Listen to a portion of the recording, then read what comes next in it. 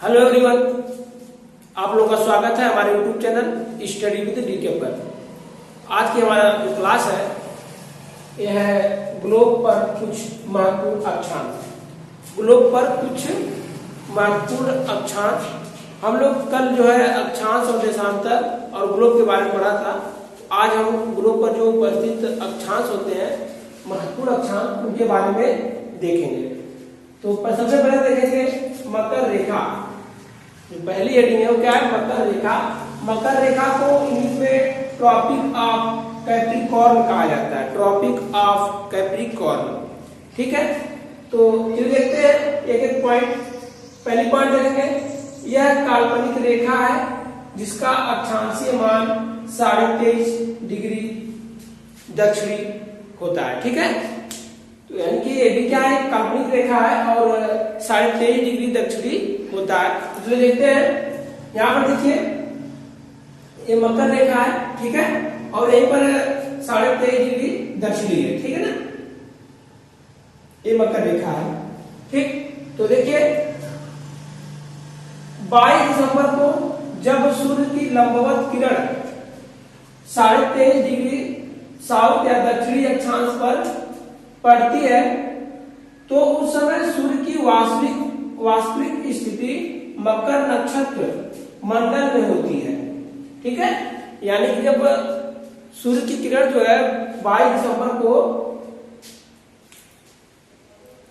23.5 degree दक्षिणी पर अक्षांश पर पड़ती है तो उस समय क्या होता है?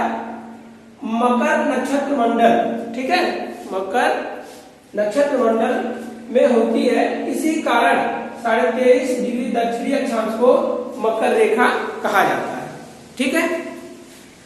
आगे देखिए पॉइंट, यह रेखा विश्व के 10 देशों से होकर गुजरती है।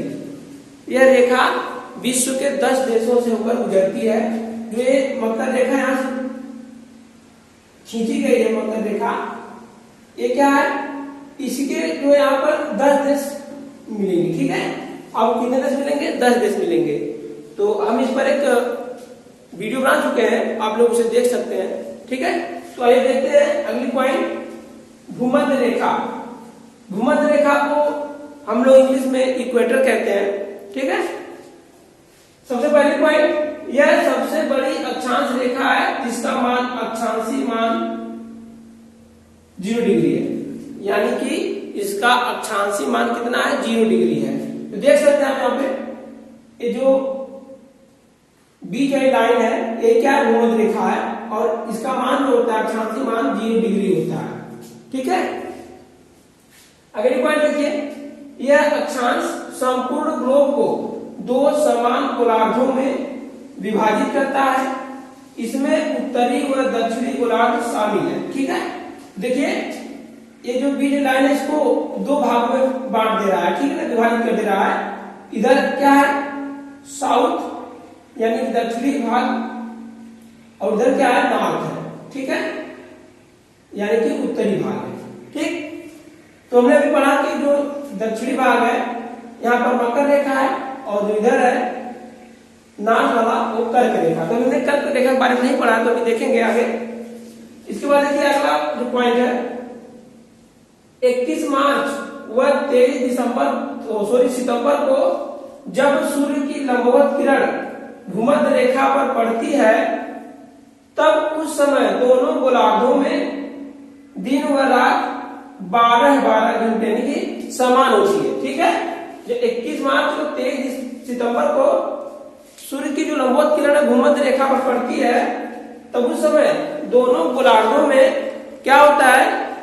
दिन व रात 12 घंटे की होती है, ठीक है, समान होती है।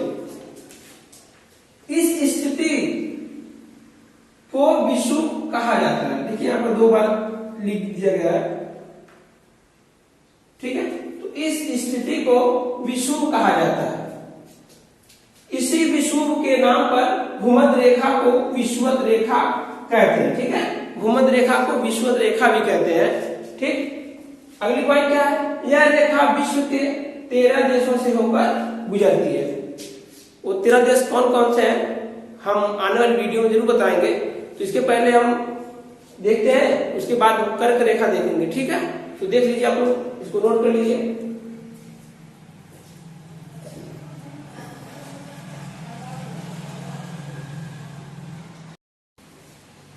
तो आइए देखते हैं हम कर्क रेखा। तो कर्क रेखा को इंग्लिश में हम लोग ट्रॉपिक ऑफ कैंसर कहते हैं, ट्रॉपिक ऑफ कैंसर। तो इसके बारे में पहले देखेंगे। पहली पॉइंट है, यह एक काल्पनिक अक्षांश रेखा है जिसका अक्षांशी मान 23.5 डिग्री उत्तरी है। ठीक है, यानी कि देखिए, ये तो हम लोग पढ़े हैं मकर रेखा, ठीक, ये तो दक्षिणी थी और इधर क्या है, उत्तरी है। ठीक है, तो यही क्या है, कर्क रेखा है। ठीक है ना, कर्क रेखा तो कितनी है, 23.5 डिग्री नॉर्थ। ठीक, दूसरी पॉइंट देखिए, 21 जून को जब सूर्य की लंबवत किरण 23.5 डिग्री उत्तरी अक्षांश पर पड़ती है, तब उस समय सूर्य की वास्तविक स्थिति कर्क नक्षत्र मंडल में होती है। ठीक है, तो इन्हीं कारण है कि यही कारण है कि उत्तरी अक्षांश को कर्क रेखा कहा जाता है। ठीक, तो आगे देखिए, यह रेखा विश्व के 18 देशों से होकर गुजरती है। हमने जो है इस पर एक वीडियो बनाया है, जो आपको लिंक में मिल जाएगी डिस्क्रिप्शन बॉक्स में। तो ये थी आज की हमारी क्लास। ठीक, तो आप लोगों को आशा करते हैं कि पसंद आई होगी।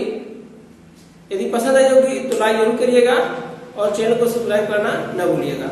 तो फिर मिलते हैं अगली वीडियो में, तब तक के लिए आप लोग को बाय बाय, टेक केयर।